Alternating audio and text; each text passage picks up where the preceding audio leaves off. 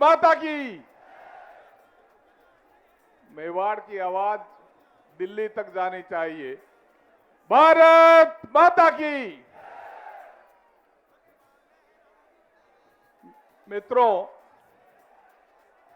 मैं बहुत सौभाग्यशाली हूं जो मुझे इस शौर्य, त्याग एवं बलिदान की धरती की सेवा करने का पहले मौका मिला। मैं स्वागत करता हूं गोरक्ष पीठाधीश्वर, उत्तर प्रदेश जो भारत का सबसे बड़ा प्रदेश है, उनके मुख्यमंत्री योगी आदित्यनाथ जी, हमारे जिलाध्यक्ष मिठूलाल जी, जौहर स्मृति संस्थान के राव नरेंद्र सिंह जी और जेवर से पधारे मेरे भाई विधायक, सम्मानित मंच, उपस्थित भाइयों और बहनों, ये चुनाव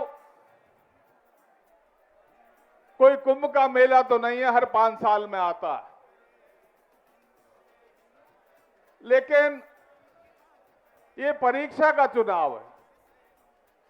हमें नरेंद्र भाई मोदी को पूर्ण बहुमत लोकसभा में मिले ताकि इन 5 राज्यों से अधिक हम राज्यसभा में सांसद चुनकर भेज सकें और राज्यसभा में भी भारतीय जनता पार्टी का बहुमत मिले ताकि जो संशोधन, जो नए कानून और बनाने रह गए हैं देश हित में, वो काम बाकी है, वो अब करना चाह रहे हैं।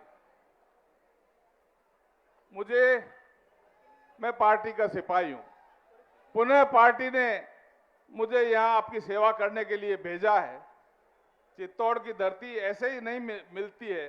कहते हैं झरने झरे, गोमुख गिरे, पड़े निर्भय नाथ की ठोर, करोड़ों वर्षों तपस्या करे तब पावे गढ़ चित्तौड़। राजनीति एक सेवा का माध्यम है। लोकतंत्र में जो गरीब को गणेश मानकर सरकारी खजाने पर पहला अधिकार उसका मानेगा, तभी जाकर गांव का विकास होगा, गरीब के उत्थान होगा। और भैरव सिंह जी शेखावत साहब ने इससे मैं यही सीखा है और इसलिए मैंने यहां पर 10 साल तक आप लोगों की सेवा की है। जो भी बड़े काम थे वो मैंने मेरी तरफ से कोशिश करके तैयार किए। उसके बाद 2008 के बाद एक भी बड़ा काम किया हो तो बता दें।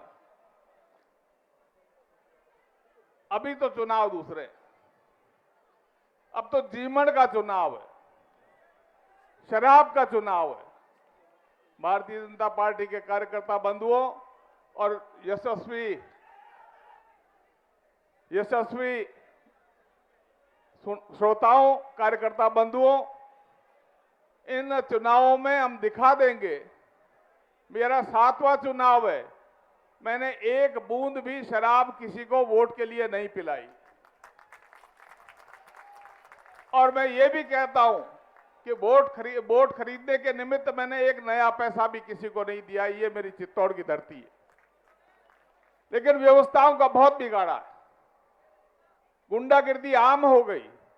और मैं जब पहले शुरू में आया तो यहां तक थे कि इस गुंडों से कौन पालना पड़ेगा, कौन इनसे झगड़ेगा, चुपचाप वोट देना है दे देंगे।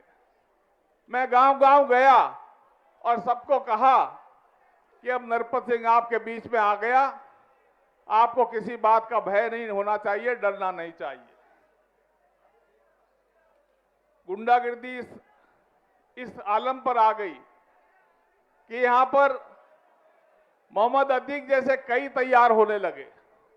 मैं आपको विश्वास दिलाता हूं कि भारतीय जनता पार्टी की सरकार बनने के बाद 15 दिनों में, सरकार के गठन के 15 दिनों में ऐसे अतीकों को चित्तौड़ छोड़ने पर मजबूर कर दूंगा।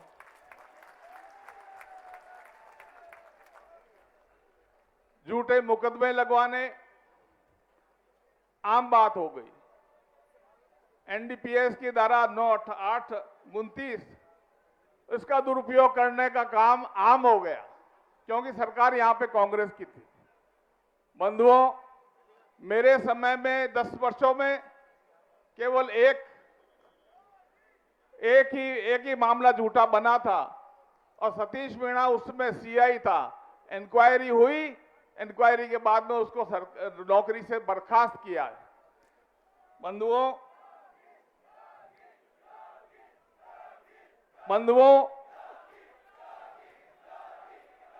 झूठे मुकदमे 8(29) का दुरुपयोग किसी भी स्थिति में नहीं होने दूंगा, ये मैं आपको विश्वास दिलाता हूं।